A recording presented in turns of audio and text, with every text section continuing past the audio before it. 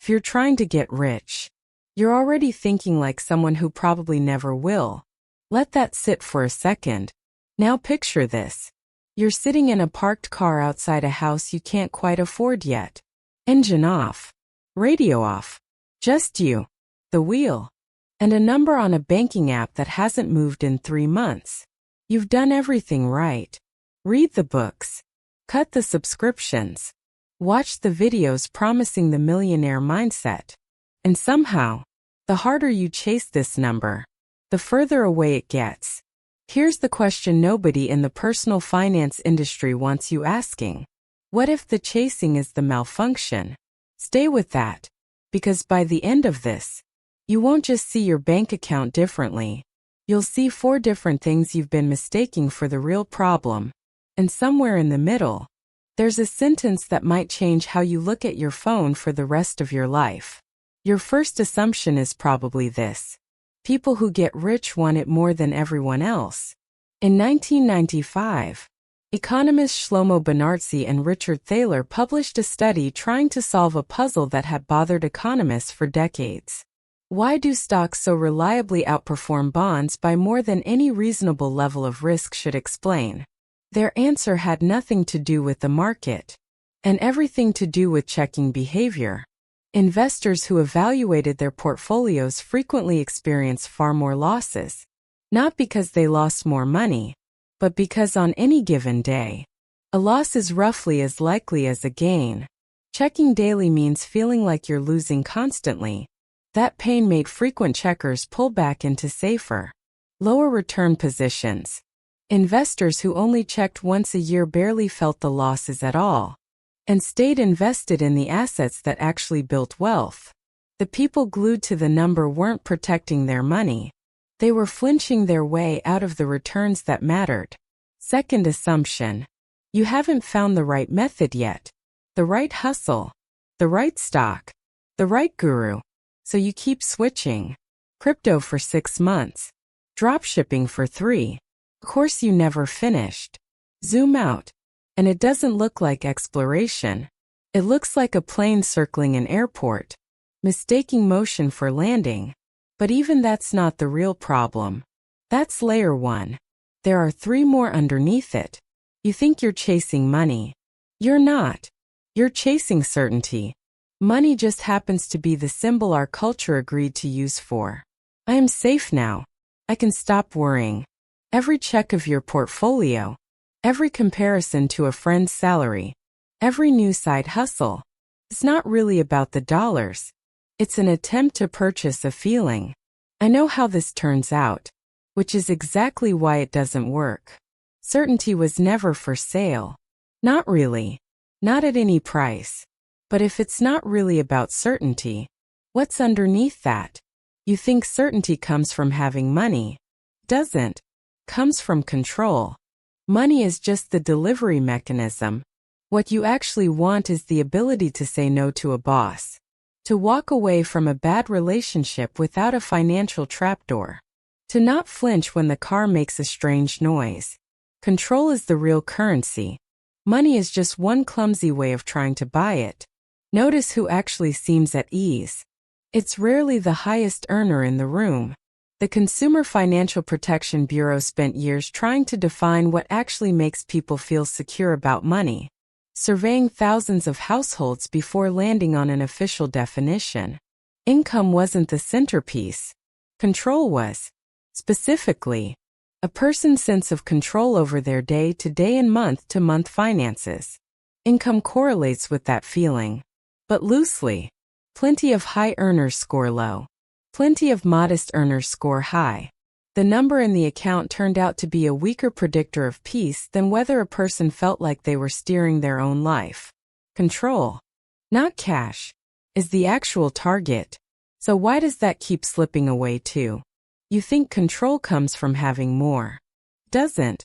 It comes from becoming harder to replace.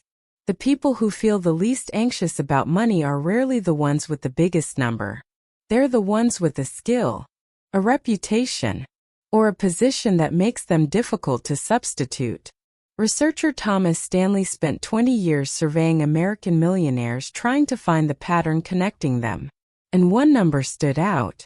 Self-employed people make up less than a fifth of the American workforce, but account for roughly 2/3 of the country's millionaires. Not tech founders, not celebrities, mostly people running unglamorous, specialized businesses nobody else in town could easily replace them at. Stanley's data went further. Income itself explained only a fraction of the difference in who actually became wealthy and who didn't. High earners with replaceable jobs, doctors and lawyers among them, often struggled to build wealth at all, because a paycheck that anyone with the same degree could also earn doesn't behave like an asset. It behaves like rent. You don't become wealthy by chasing money. You become wealthy by becoming expensive to replace. But there's one more layer. And it's the one that explains why you can't stop. Here's the twist you didn't see coming. The opposite of chasing money isn't laziness. It's obsession. Just aim somewhere else. And here's the darker version of that idea.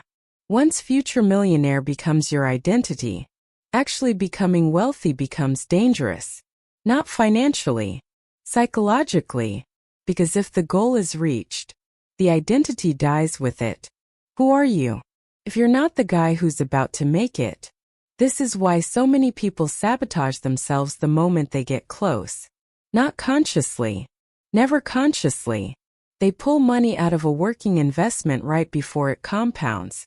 They quit a stable path 6 months before it would have paid off.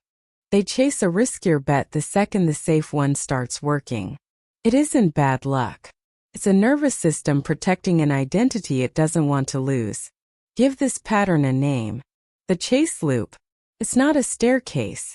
It's a wheel. You want, so you check. Checking feels like progress. Progress fades. So you switch strategies. Switching feels like optimization. It doesn't move the number. So you're disappointed. Disappointment makes you want it harder. And wanting it harder sends you right back to checking again. Every stop on that wheel feels like forward motion.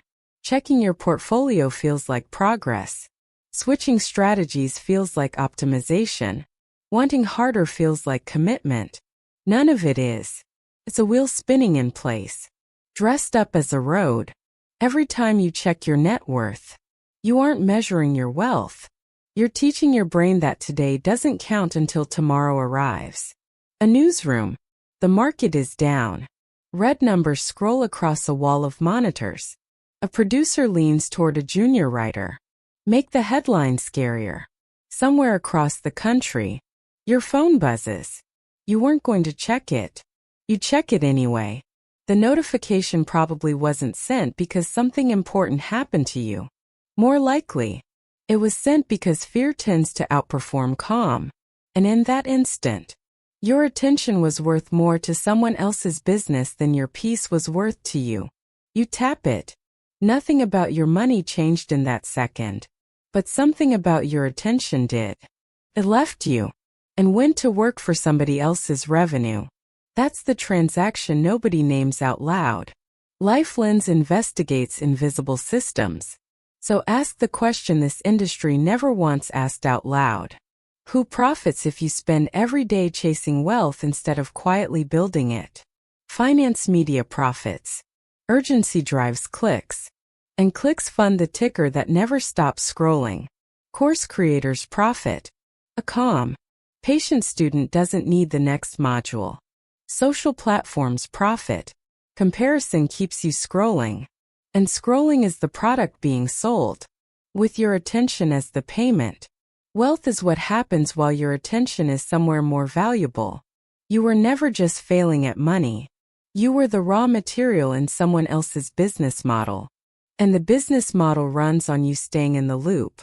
Here's what the chase loop actually costs. And it's rarely denominated in dollars.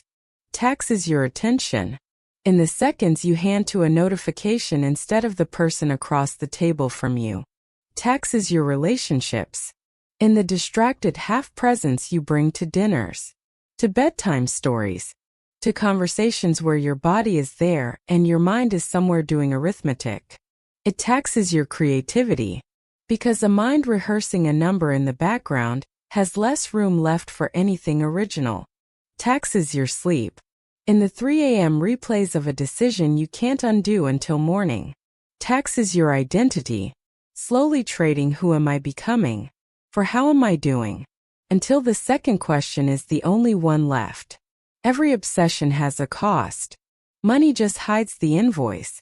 So before you keep chasing, ask the question this industry never wants you asking. How much wealth have you already paid? Trying to become wealthy. Name the second concept. The wealth shadow. Money never follows the person. It follows the value they cast. A shadow isn't the thing itself. It's the trace a thing leaves when it stands in the light. Wealth behaves the same way. It's the trace left behind by skill, by problems solved, by value created, by becoming difficult to replace.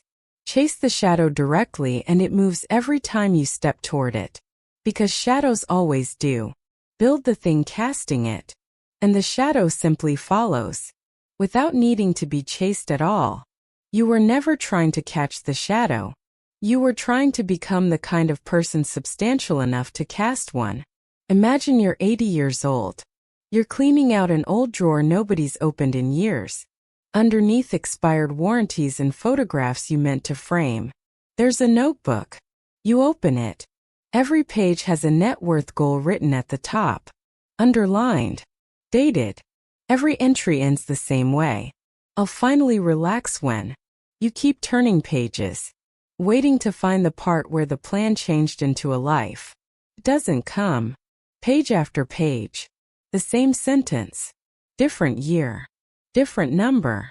Same unfinished promise to yourself. And somewhere around the middle of that notebook, it hits you. None of these pages describe your life.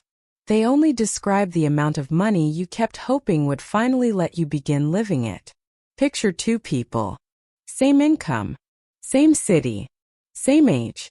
The first wakes up thinking about money. Checks prices before breakfast. New side hustle every few months. Chasing whatever feels fastest. Talks about making it constantly. The second wakes up thinking about a problem she's obsessed with solving. She automates a boring percentage of her income into index funds and doesn't look at it again. She's not chasing a number. She's chasing mastery of something she'd do even unpaid. 10 years pass. He's made and lost several small fortunes on volatile bets. Works longer hours than anyone he knows. And still feels behind. She has. Without ever once trying to get rich. Significantly more than he does. Not because she wanted it more. Because she aimed the wanting somewhere it could actually work. Let's put the 4 layers back together. Because each one was hiding the next. You thought you were chasing money. You were chasing certainty. You thought certainty came from money. Came from control. You thought control came from having more. It came from becoming harder to replace. And underneath all of it, an identity that needed the chase more than it needed the outcome. For collapses. Each one bigger than the last. Each one making the previous explanation look small. That's what actually happened to you. Quietly. For years. Every time you opened that banking app. So what does this mean? Starting today. Not. Stop wanting a better life. Wanting more was never the malfunction. The malfunction was where the wanting got pointed. Pointed at the number. And you inherit the whole wheel. Checking. Switching. Disappointment. Wanting harder. While an entire industry quietly profits from your discomfort. Pointed at a skill worth mastering. A problem worth solving. A boring system worth building and leaving alone. And something changes. Not overnight. But permanently. You stop needing an audience for it to count. You stop needing the number to move today for the day to have mattered. You become the kind of person substantial enough to cast a shadow. And the shadow, eventually, without being chased even once, arrives anyway. Go back to that car. Same driver. Same wheel. Same silence. Same house he can't quite afford yet. Sitting there in the windshield. But this time, he's not checking the app. not comparing himself to anyone. He's thinking about the one skill he's decided to spend the next 3 years mastering. Something he'd do even if it paid nothing at all. Years later, he buys that house. Not because he chased it, because somewhere along the way, building the thing he actually cared about, he forgot to. And on that first night, the number in his account still hadn't moved much. But he wasn't behind. He was never actually racing toward a number. He was trying to stop feeling like he wasn't enough. And no bank balance was ever going to do that job for him.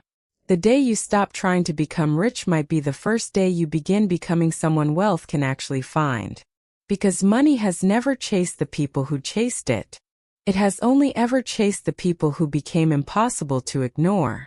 Before you close this, sit with one question. Somewhere underneath the chasing, there's usually a skill you already know you should be building. The one that would actually make you harder to replace. Not the side hustle you'd switch out of in 6 months. The real one. The one you keep finding reasons to postpone. What is it? For you. Not the number you're chasing. The thing that would make chasing it unnecessary. Write it in the comments. One sentence is enough. I read every one. And if enough of you name the same skill, that might be the next documentary.